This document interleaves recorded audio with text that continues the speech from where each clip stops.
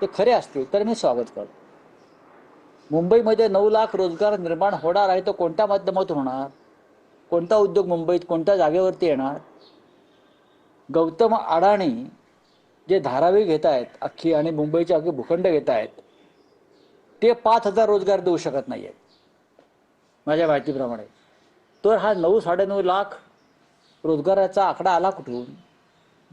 जनतेला फसवू नका आणि जनतेची तिजोरी लुटू नका, एवढंच मला या दावतच्या निमित्तानं सांगायचं. राऊतसाहेब, एकनाथ शिंदे दिल्लीत गेलेले आहेत, भाजप नेत्यांशी बैठक झालेली आहे.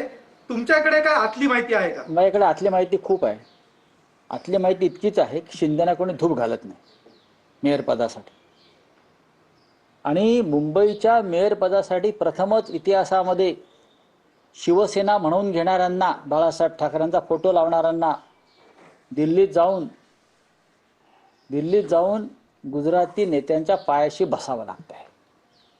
याच्यासारखं अपमानास्पद दुसरी गोष्ट मला दिसत नाही. पण एक आहे की विषय ते म्हणू शकतात ना, त्यांच्याकडे आकडा आहे असं दिसतोय. राऊतसाहेब, कल्याण डोंबिवली महापालिकेतली स्थिती दिवसेंदिवस विचित्र होताना दिसते आहे. तुमचे 2 नगरसेवक यापूर्वी नॉट रिचेबल होते, आणखी 2 नगरसेवक प्रत्येकावरती कायदेशीर कारवाई सुरू आहे. जे गट बनवण्यासाठी उपस्थित राहत नाही आहेत त्यांच्यावर अपात्रतेच्या संदर्भातली कारवाई सुरू आहे आणि ती कारवाई यशस्वी होईल. मग ते कुठे गेलेले असू द्यात,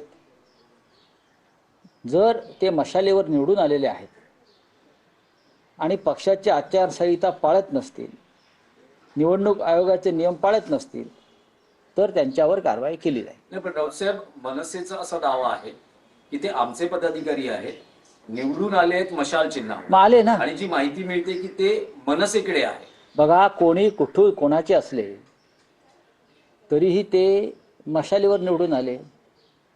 आता शिंदेकडे गेलेले सगळेच लोक आमचे आहेत ना, मूळचे. आता ते त्यांच्या चिन्हावर निवडून आले ना असलेल्या. भाजपमध्ये अर्धे काँग्रेसचे लोक आहेत किंवा राष्ट्रवादीचे लोक आहेत. आता ते त्यांच्या चिन्हावर निवडून आले म्हणून शरद पवार त्यांना परत आपल्याकडे बोलवणार आहेत का? असं होत नाही. काही गोष्टी या नैतिकतेला आणि नीतिमत्तेला आणि कायद्याला धरूनच करायच्या असतात. ते डिस्क्वालिफाय होते. बाळासाहेबांचं जन्मशताब्दी वर्ष असल्यामुळे सुरुवातीचे 1 वर्ष का होईना आम्हाला महापौर पद द्या अशा प्रकारची मागणी शिंदे सेनेचे नेते हे भाजप सोबत करणार. करू द्या ना त्यांना हक्क आहे करण्याचा. अमित शहाचा पक्ष आहे. अमित शहाच्या पक्षाने मागणी केली तर ती मागणी पुरवली जाते काय पाहावं लागेल ना. पण त्यांना सारखं हात पसरावे लागते, झोळी पसरावी लागते. हे महाराष्ट्र बघतोय. बाळासाहेबांचं नाव घेऊ नका. बाळासाहेबांच्या शताब्दीशी तुमचा काही संबंध नाही. लक्षात घ्या. तुम्ही भाजपचं शेण खाल्लेलं आहे गद्दारी करून, तर त्या तोंडानं तुम्ही बाळासाहेबांचं नाव घेऊ नका, एवढंच मी सांग. महाराष्ट्रातल्या भाजपच्या काही नेत्यांनी जेव्हा काल ते दिल्लीत गेले होते, त्यांनी दिल्लीतल्या भाजपच्या नेत्यांनी तक्रार केली की शिंदे यांनी जास्त जागा लढवल्या, त्यामुळे आपल्या जागा देखील आल्या नाही, त्यामुळे तक्रार केल्याचं समजतंय भाजपच्या महाराष्ट्राच्या नेत्यांनी दिल्लीच्या वर्ष. अरे त्याच्यावरती मी कसं काय मत